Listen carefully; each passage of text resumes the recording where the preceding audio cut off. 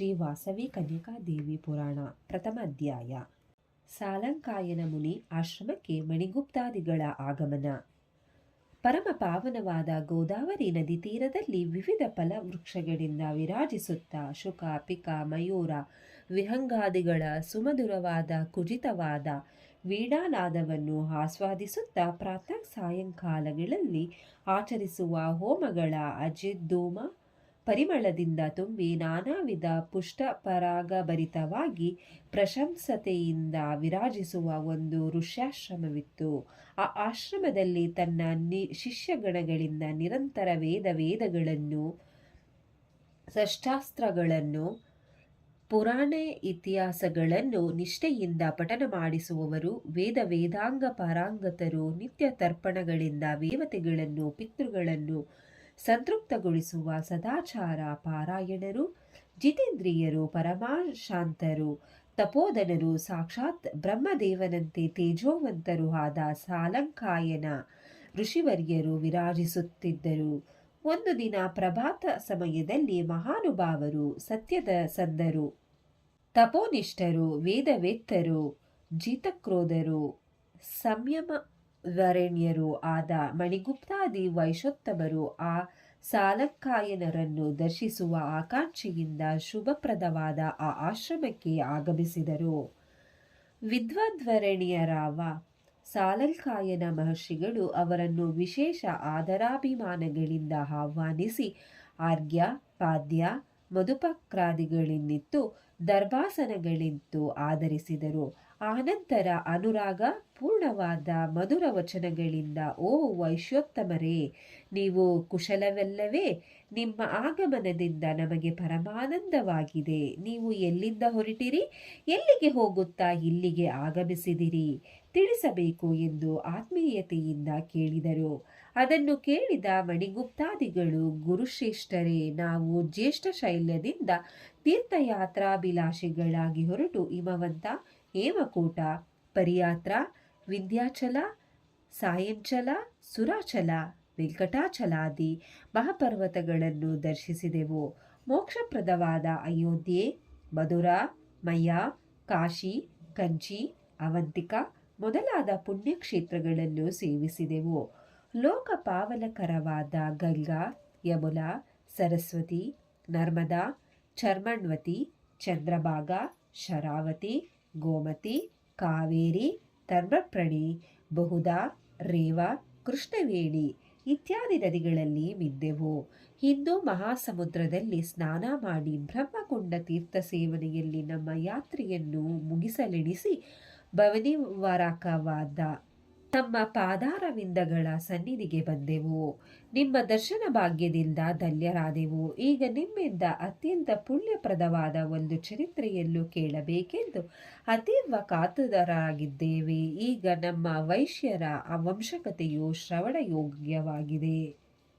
ಆಚಾರ್ಯೋತ್ತಮ ಪರಮೇಶ್ವರಿ, ಪರಾಂಬಿಕೆ, ಯೋಗಮಾಯಿಯ ಕನ್ಯೆಯೆಂದು ಅನೇಕ ನಾಮಗಳಿಂದ ಕೀರ್ತಿಸಲ್ಪಡುತ್ತಿರುವ ಆದಿಶಕ್ತಿಯು ನಮ್ಮ ಅದೃಷ್ಟವಶದಿಂದ ವೈಶ್ಯವಂಶದಲ್ಲಿ ವಾಸವಿ ಕನ್ಯಕಾ ಎಂಬ ಹೆಸರಿನಲ್ಲಿ ಹುಟ್ಟಿದ್ದಾಳೆಂದು ನಮ್ಮ ಪೂರ್ವಜರು ಕನ್ಯಕೆಯೊಡನೆ ಒಂದು ನಿರಂಕುಶ ಪ್ರಭುತ್ವವನ್ನು ವಿರೋಧಿಸುತ್ತಾ ಮಹಾನ್ ಆಂದೋಲನ ನಡೆಸಿ ಅಗ್ನಿಯಲ್ಲಿ ಪ್ರವೇಶಿಸಿ ಆತ್ಮಾರ್ಪಣ ಮಾಡಿಕೊಳ್ಳರೆಂದು ಜಗನ್ಮಾತೆಯಾದ ಶ್ರೀ ವಾಸವಿ ಕನ್ಯಕಾದೇವಿಯು ಈ ಕಲಿಯುಗದಲ್ಲಿ ವಿನೂತನ ವಿಧಾನದಿಂದ ಧರ್ಮ ಸಂಸ್ಥಾಪನೆ ಮಾಡಿದ್ದಾಳೆಂದು ಹಿರಿಯರು ಪರಿಪರಿ ವಿಧಗಳಲ್ಲಿ ಹೇಳಿರುವುದನ್ನು ಕೇಳಿದ್ದೇವೆ.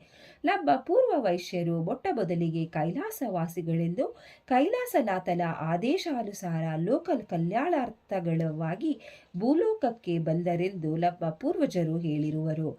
ಆ ದಿನ ತಾವು ಆ ವೈಶ್ಯವಂಶ ಚರಿತ್ರೆಯನ್ನು, ಕನ್ಯಕಾವತಾರ ತತ್ವವನ್ನು, ಆ ದೇವಿಯ ಜೀವನ ಕಥೆಯನ್ನು ನಮಗೆ ವಿಷಾದವಾಗಿ ತಿಳಿಯಪಡಿಸಿರೆಂದು ವಿಶೇಷವಾಗಿ ಪ್ರಾರ್ಥಿಸುತ್ತೇವೆ.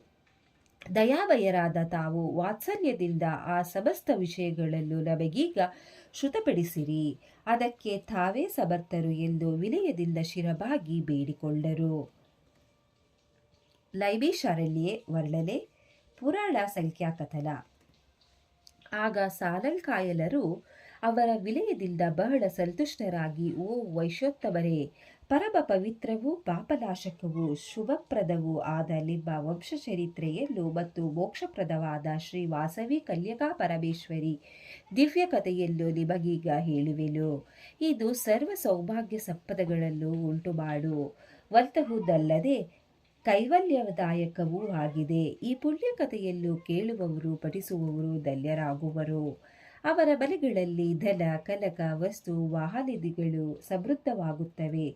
ಅವರ ಅಂಗಳದಲ್ಲಿ ಕಲ್ಪತರುವು ನೆಲೆಸುವುದು. ಅವರ ಗೋಶಾಲೆಗಳಲ್ಲಿ ಕಾಮಧೇನುವು ವಾಸಿಸುವುದು. ಅವರ ಕೈಗಳಲ್ಲಿ ಚಿಂತಾಮಣಿ ಹೊಳೆಯುವುದು. ಇದು ನಿಶ್ಚಯವಾಗಿಯೂ ಸತ್ಯ. ಆದ್ದರಿಂದ ನೀವು ಅತ್ಯಂತ ಭಕ್ತಿ ಶ್ರದ್ಧೆಗಳಿಂದ ಶ್ರವಣ ಮಾಡಿರಿ ಎಂದು ಈ ವಿಧವಾಗಿ ಹೇಳಲಾರಂಭಿಸಿದರು. ಓ ಪುಣ್ಯಶೀಲರೇ, ಬ್ರಹ್ಮರ್ಷಿ ಸಮೂಹಗಳಿಂದ ಶೋಭಿಸುತ್ತಾ ಸರ್ವದೇವ ವೇದ ನಾದದಿಂದ ಪ್ರತಿಧ್ವನಿಸುವ ನೈಮಿಷಾರಣ್ಯವೆಂಬ ಪುಣ್ಯವನದಲ್ಲಿ ಪವಿತ್ರವಾದ ಗೋಮತಿ ನದಿ ತೀರದಲ್ಲಿ ಒಂದು ಮಹಾ ಋಷ್ಯಾಶ್ರಮವೂ ಇದೆ. ನೈಮಿಷಾರಣ್ಯದ ಮಹತ್ವವು ಅತ್ಯಂತ ವಿಶಿಷ್ಟವಾಗಿದೆ. ಪೂರ್ವದಲ್ಲಿ ಅತ್ರಿ, ಭೃಗು, ವಸಿಷ್ಠ, ಮರೀಚಿ, ಗಾಲಾವಾದಿ ಋಷಿ ಪ್ರಮುಖರು ಬ್ರಹ್ಮನ ಬಳಿ ಹೋಗಿ ತಾವು ನಿರ್ವಿಘ್ನವಾಗಿ ತಪಸ್ಸನ್ನಾಚರಿಸಿಕೊಳ್ಳಲು ಅನುಕೂಲವಾದ ಪ್ರದೇಶವನ್ನು ತೋರಿಸಬೇಕೆಂದು ಆ ಬ್ರಹ್ಮನನ್ನು ಪ್ರಾರ್ಥಿಸಿದರು. ಆಗ ಆ ಚತುರ್ಮುಖನು ಮನೋಮಾಯ ಎಂಬ ಚಕ್ರವನ್ನು ಸೃಷ್ಟಿಸಿ ಅದನ್ನು ಭೂಮಿಯ ಮೇಲೆ ಉರುಳಿಸಿ ಮುನಿಗಳೊಡನೆ, ಓ ಮುನಿಗಳೇ, ನೀವು ಆ ಚಕ್ರದ ಹಿಂದೆ ಸಾಗಿರಿ. ಇದರ ಕಡಾಳೆ ಮುರಿದು ಆ ಚಕ್ರ ಎಲ್ಲಿ ಬಿದ್ದು ಹೋಗುವುದೋ ಆ ಪ್ರದೇಶವೇ ನಿಮ್ಮ ತಪಶ್ಚರ್ಯೆಗೆ ಸೂಕ್ತವಾಗಿದೆ ಎಂದು, ಅಲ್ಲಿ ಕಲಿಯು ಪ್ರವೇಶಿಸಲಾರನೆಂದು, ಅದೇ ಅತ್ಯುತ್ತಮ ಪುಣ್ಯಸ್ಥಾನವೆಂದು ಗುರುತಿಸಿರಿ ಎಂದು ಹೇಳಿ ಕಳುಹಿಸಿದರು. ಆ ಚಕ್ರವು ಉರುಳುತ್ತಾ ಒಂದು ಅರಣ್ಯದಲ್ಲಿ ಬಿದ್ದು ಹೋಗಿತು. ಲೇವಿ ಅಂದರೆ ಚಕ್ರದ ಕಡಾಳೆ. ಲೇವಿಹಿ ಶ್ರೀಯರ್ತೆ ಸ್ಮಿಲ್ ಇತಿ ನೇಮಿಷಃ ಎಂಬ ಉತ್ಪತ್ತಿಯಿಂದ ಈ ಅರಣ್ಯಕ್ಕೆ ನೈಮಿಷಾರಣ್ಯವೆಂದು ಹೆಸರಾಯಿತು. ನೈಮಿಷಾರಣ್ಯದಲ್ಲಿ ತಪೋಯಜ್ಞಗಳಿಗೂ ಎಂದು ವಿಘ್ನಗಳು ಸಂಭವಿಸುವುದಿಲ್ಲ. ಇದು ಆ ಸ್ಥಳದ ಮಹಾತ್ಮೆ. ಪುಣ್ಯ ನಿಲಯವಾದ ಆ ಅರಣ್ಯದಲ್ಲಿ ಮಯೂರಗಳು, ಸರ್ಪಗಳು, ಮುಂಗುಸಿಗಳು, ಹುಲಿಗಳು, ಗೋವುಗಳು ಮೊದಲಾದ ಜಂತುಗಳೆಲ್ಲ ಸಹಜವಾದ ತಮ್ಮ ಪರಸ್ಪರ ಜಾತಿ ವೈರ್ಯವನ್ನು ಮರೆತು ಸ್ನೇಹ ವಾತ್ಸಲ್ಯಗಳಿಂದ ಕೂಡಿ ಸಂಚರಿಸುತ್ತಿದ್ದವು. ಆ ಮಹತ್ತರವಾದ ಕಾಲದಲ್ಲಿ ಬ್ರಹ್ಮವೇತ್ತರಾದ ಮಹರ್ಷಿಗಳು ಸುದೀರ್ಘ ಕಾಲ ನಡೆಯುವ ಸತ್ರವ್ಯಾಗವೆಂಬ ಮಹಾಯಜ್ಞವನ್ನು ನಡೆಸಲಾರಂಭಿಸಿದರು. ವೇದಾಂಗ ಪಾರಂಗತರು, ಬ್ರಹ್ಮಜ್ಞಾನ ಸಂಪನ್ನರು, ಲೋಕಹಿತಾಭಿಲಾಷಿಗಳು ಮತ್ತು ಕರುಣಾಮಯರು ಆದ ಶುಕ, ಶಕ್ತಿ, ವ್ಯಾಸ, ವಸಿಷ್ಠ, ಗಾಲವ, ಪರಶರಾದಿಗಳು, ತೇಜೋನಿಧಿಗಳಾದ ಮೈತ್ರೇಯ, ಶರಭಂಗಾದಿಗಳು, ಮಹಾತಪಸ್ವಿಗಳಾದ ಗರ್ಗ, ಕಶ್ಯಪ, ಮಾಂಡವ್ಯ, ಶೌನಕ, ವಿಶ್ವಾಮಿತ್ರಾದಿಗಳು, ಜ್ಞಾನ ಸಂಪನ್ನರಾದ ಅತ್ರಿ, ಭೃಗು, ಕುತ್ಸ, ಉತ್ಸಕ, ತಿತ್ತಿರ, ಉದ್ದಲಕ, ಕಪಿಲ, ಚೈವನ, ಕಳಾದ, ಗೌತಮ, ಸುತೀಕ್ಷಣ, ಜಮದಾಗ್ನಿ, ಶಾಂತಾನಂದಾದಿಗಳು ಒಂದು ಸಮುದಾಯವಾಗಿ ಸೇರಿ ಆ ಮಹಾಸತ್ರಯಾಗವನ್ನು ಮಾಡಲು ಉದ್ಯುಕ್ತರಾದರು. ಆ ಸಮಯದಲ್ಲಿ ಪೌರಾಣಿಕೋತ್ತಮರಾದ ಸೂತ ಮಹಾಮುನಿಗಳು ಯಾಗದೀಕ್ಷೆಯನ್ನು ಹೊಂದಿ ಅಲ್ಲಿಗೆ ಆಗಮಿಸಿದರು. ಆಶೇಷ ವೇದಾಂತ ಪರಿಶೋಧಕರು, ಸಮಸ್ತ ಪುರಾಣೇತ ಇತಿಹಾಸಗಳ ರಹಸ್ಯಗಳನ್ನು ಬಲ್ಲವರು, ಮೃಗಚರ್ಮಾದಿಯರಿಗಳು, ಜಟ ಮುಕುಟ ಶೋಭಿತರು ಆಗಿ ಪ್ರತ್ಯಕ್ಷ ಪರಮೇಶ್ವರನಂತೆ ಪ್ರಕಾಶಿಸುತ್ತಿದ್ದ ಆ ಸೂತ ಮುನಿಗಳನ್ನು ದರ್ಶಿಸಿ ಶೌನಕಾದಿ ಮಹಾಮುನಿಗಳು ಅರ್ಘ್ಯ ಪಾದ್ಯಾದಿಗಳಿಂದ ಅವರನ್ನು ಪೂಜಿಸಿ ಸುಖಾಸನವಲ್ಲಿತ್ತರು. ಅವರ ಪುಣ್ಯ ಕಥೆಗಳನ್ನು ಕೇಳಬೇಕೆಂದು ಕುತೂಹಲ ಉಳ್ಳವರಾಗಿ, ಓ ವ್ಯಾಸ ಶಿಷ್ಯವರ್ಯ, ಮಹಾನುಭಾವ, ಪೂರ್ವದಲ್ಲಿ ನೀವು ಸಮಸ್ತ ಪುರಾಣೋಪಪುರಾಣಗಳಲ್ಲೂ ಪುರಾಣ ಲಕ್ಷಣಗಳಲ್ಲೂ ಇತಿಹಾಸ ಮೊದಲಾದವುಗಳಲ್ಲೂ ಉಪನ್ಯಾಸ ನೀಡಿದಿರಿ. ವೈಷ್ಣವ, ಬ್ರಹ್ಮಕೈವರ್ತ, ಭವಿಷ್ಯ, ಭಗವತ, ಲೈರ್ಯ, ಬ್ರಾಹ್ಮ್ಯ, ನಾರದೀಯ, ಬ್ರಹ್ಮಾಂಡ, ಪದ್ಮ, ಮಾರ್ಕಂಡೇಯ, ಆಗ್ನೇಯ, ವರಹ, ವಾಮನ, ಗರುಡ, ಮತ್ಸ್ಯ, ಕೂರ್ಮ, ಸ್ಕಂದ, ವಾಯವ್ಯ ಎಂಬ 18 ಮಹಾಪುರಾಣಗಳಲ್ಲೂ ಸನತ್ಕುಮಾರ, ನರಸಿಂಹ, ನಾರದೀಯ, ಶಿವಪುರಾಣ, ದುರ್ವಾಸ, ಕಪಿಲ, ಸಾಂಬ, ಮಾನವ, ಔನಸ, ವರುಣ, ಕಾಳಿಕ, ನಂದಿ, ಶೌರ, ಆದಿತ್ಯ, ಪರಾಶರ, ಮಹೇಶ್ವರ, ಭಗವತ, ವಸಿಷ್ಠ ಎಂಬ 17 ಉಪಪುರಾಣಗಳಲ್ಲೂ ಮತ್ತೆ ಸರ್ಗ, ಪ್ರತಿಸರ್ಗ, ವಂಶ, ಮನ್ವಂತರ, ವಂಶಾನುಚರಿತೆ ಎಂಬ 5 ಪುರಾಣ ಲಕ್ಷಣಗಳನ್ನು ನೀವು ಸವಿಸ್ತಾರವಾಗಿ ತಿಳಿಸಿದ್ದೀರಿ. ಮಹಾಪುರಾಣಗಳಲ್ಲಿ ಸ್ಕಂದ ಪುರಾಣವು ಅತಿ ವಿಚಿತ್ರವಾದ ಕಥೆಗಳಿಂದ ಕೂಡಿದ್ದು ಪ್ರಸಿದ್ಧವಾಗಿದೆ. ಆ ಸ್ಕಂದ ಪುರಾಣದಲ್ಲಿಯ ಉತ್ತರಕಾಂಡದಲ್ಲಿ ವಿವರಿಸಲಾಗಿರುವ ದ್ವಿಜಾನುಸರಣೀಯ ಸನಾತನ ಧರ್ಮಗಳನ್ನು, ಆತ್ಮಜ್ಞಾನರಾದ ದ್ವಿಜರ ಕಥೆಗಳನ್ನು, ಪಾಪಹರವಾದ ಆದರ್ಶ ರಾಜವಂಶೀಯ ಕಥೆಗಳನ್ನು ವಿಷಾದವಾಗಿ ನೀವು ವಿವರಿಸಿದ್ದೀರಿ. ಈಗ ಆದಿಶಕ್ತಿಯ ಮಹಾವತಾರ ಸಂಬಂಧವಾದ ವೈಶ್ಯರ ಪವಿತ್ರ ಚರಿತ್ರೆಯ ಬಗ್ಗೆ ನಿಮ್ಮಿಂದ ಕೇಳಿ ತಿಳಿಯಬೇಕಾಗಿದೆ. ಒಮ್ಮೆ ನೀವು ಈ ವೈಶ್ಯ ವೃತ್ತಾಂತವನ್ನು ತಿಳಿಸಿರುವಿರಿ.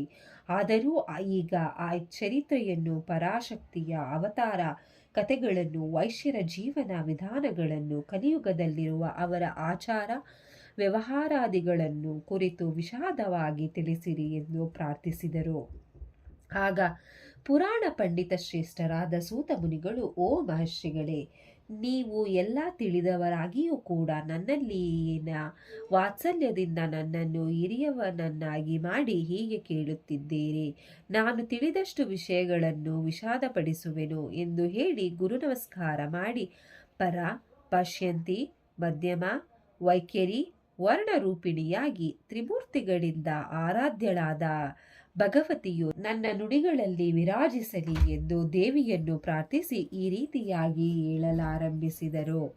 ಶ್ರೀ ವಾಸವಿ ದೇವಿ ಪೂರ್ವಾವತಾರ ಕ್ರಮ. ಏ ಮುನಿಪುಂಗವರೇ, ಪೂರ್ವದಲ್ಲಿ ಯಾವ ದೇವಿಯು ಮಧುಕೈಟಭರೆಂಬ ರಾಕ್ಷಸರನ್ನು ಸಂಹರಿಸಿದಳೋ, ಕೃತಯುಗದಲ್ಲಿ ಶುಂಭ, ನಿಶುಂಭರೆಂಬ ರಕ್ಕಸರನ್ನು ವಧಿಸಿದಳೋ, ದೇವತೆಗಳನ್ನು ಜಯಿಸುತ್ತಾ ಅವರ ಸ್ತ್ರೀಯರನ್ನು ಬಂಧಿಸಿ ಬಾಧಿಸಿದ ಮಹಿಷಾಸುರನನ್ನು ಯಾವ ದೇವತೆಯು ಸದೆಬಡಿದಳೋ, ತ್ರೇತಾಯುಗದಲ್ಲಿ ಬಹುಬಲ ದರ್ಪದಿಂದ ಧರ್ಮಹಾನಿ ಮಾಡಿದ ಧರ್ಮದಾನಾದ ರಾವಣಾಸುರನ ಸಂಹಾರಕ್ಕಾಗಿ ಶ್ರೀರಾಮನ ರೂಪವನ್ನು ಯಾವ ಲಲಿತಾಂಬೆಯು ಧರಿಸಿದಳೋ, ಆ ದೇವಿಯೇ ದ್ವಾಪರ ಯುಗದಲ್ಲಿ ಯಶೋಧ ಗರ್ಭ ಸಂಜಾತೆಯಾಗಿ ಶ್ರೀಕೃಷ್ಣನಿಗೆ ಸೋದರಿಯಾಗಿ ಅವತರಿಸಿದಳು. ಕಂಸಾದಿ ದಾನವರನ್ನು ವಧಿಸಿ ಶ್ರೀಕನ್ಯಾ ನಾಮದಲ್ಲಿ ರಾರಾಜಿಸಿದಳು. ಆ ಶ್ರೀಕನ್ಯೆಯೇ ಕೈಲಾಸವಾಸಿಗಳಾದ ವೈಶ್ಯರ ನಾಯಕನಾದ ಸೋಮದತ್ತನಿಗೆ ಕೀರ್ತಿಕನ್ಯೆ ಎಂಬ ಹೆಸರಿನಲ್ಲಿ ಪುತ್ರಿಯಾಗಿ ಜನಿಸಿ ಬಂಡಾಸುರಾಂಶದಲ್ಲಿ ಜನಿಸಿದ ಚಿತ್ರಕಂಠನೆಂಬ ಗಂಧರ್ವನನ್ನು ಶಾಪಗ್ರಸ್ತನನ್ನಾಗಿಸಿದಳು. ದುಷ್ಟನಾದ ಆ ಚಿತ್ರಕಂಠನೇ ಕಲಿಯುಗದಲ್ಲಿ ವಿಷ್ಣುವರ್ಧನನಾಗಿ ಭುವಿಯಲ್ಲಿ ಜನಿಸಿ ಚಕ್ರವರ್ತಿಯಾಗಿ ನಿರಂಕುಶನಾಗಿ ವರ್ತಿಸಿದನು. ಯೋಗಮಾಯೆ ಕನ್ಯೆಯೇ ವಾಸವಿ ಕನ್ಯಕಾ ಹೆಸರಿನಲ್ಲಿ ಕಲಿಯುಗದಲ್ಲಿ ಕುಸುಂಬ ಎಂಬ ವೈಶ್ಯಪ್ರಭುವಿನ ಭವನದಲ್ಲಿ ಅವತರಿಸಿ ಪ್ರಸಿದ್ಧಳಾಗಿ ಅಧರ್ಮವರ್ತನೆಯ ವಿಷ್ಣುವರ್ಧನ ರಾಜನನ್ನು ಅಂತ್ಯಗೊಳಿಸುವಳು. ಕಲಿಯುಗದಲ್ಲಿ ಅಧರ್ಮ ದುಷ್ಟತ್ವಗಳನ್ನು ಅಳಿಸಹಾಕಲು ದೈವಾವತಾರಗಳು ಅನುಸರಿಸಬೇಕಾದ ವಿನೂತನ ಮಾರ್ಗವನ್ನು ಪ್ರಬೋಧಿಸುವಳು. ಚತುರ್ವಿಧ ಪುರುಷಾರ್ಥಗಳ ಸಾಧನೆಗೆ ಅನುವಾದ ವರ್ಣಾಶ್ರಮಚಾರಗಳಿಂದ ಕೂಡಿದ ಹರ್ಷಧರ್ಮವನ್ನು ಸಂರಕ್ಷಿಸುವುದಕ್ಕಾಗಿ ಬಂಧುಗಳೊಡಗೂಡಿ ಅಗ್ನಿಪ್ರವೇಶ ಮಾಡಿ ತನ್ನೊಡನೆ ಅಗ್ನಿಪ್ರವೇಶ ಮಾಡಿದವರಿಗೆ ಮೋಕ್ಷವನ್ನು ಪ್ರಸಾದಿಸುವಳು. ಕಲಿಯುಗದಲ್ಲಿ ಪಾಪಗಳನ್ನು ಹೋಗಲಾಡಿಸುವ ಶ್ರೀ ವಾಸವಿ ಕನ್ಯಕಾ ಪರಮೇಶ್ವರಿಯ ಭಾವಿ ಚರಿತ್ರೆಯನ್ನು ನಿಮ್ಮ ಶ್ರೇಯಸ್ಸಿಗಾಗಿ ಪ್ರೀತಿಯಿಂದ ಪ್ರಕಟಿಸುವೆನು. ಸಮಯ ಹಿತಚಿತ್ತರಾಗಿ ಕೇಳಿರಿ ಎಂದು ಸೂತ ಮಹರ್ಷಿ ಶೌನಕಾದಿ ಮುನಿಗಳಿಗೆ ಹೇಳಿದರು ಎಂದು ಹೇಳುತ್ತಾ ಸಾಲಂಕಾಯನ ಮುನೀಶ್ವರರು ಮಣಿಗುಪ್ತಾದಿ ವೈಶ್ಯೋತ್ತಮರಿಗೆ ತಿಳಿಸತೊಡಗಿದರು. ಇದರೊಂದಿಗೆ ಪ್ರಥಮ ಅಧ್ಯಾಯವು ಮುಕ್ತಾಯಗೊಂಡಿದೆ. ಈ ಅಧ್ಯಾಯವನ್ನು ಕೇಳಿದ್ದ ಎಲ್ಲರಿಗೂ ಶ್ರೀ ವಾಸವಿ ಮಾತೆ ಒಳ್ಳೆಯದನ್ನು ಮಾಡಲಿ. ಜೈ Vasavi. Subscribe to our channel. Thank you for watching videos.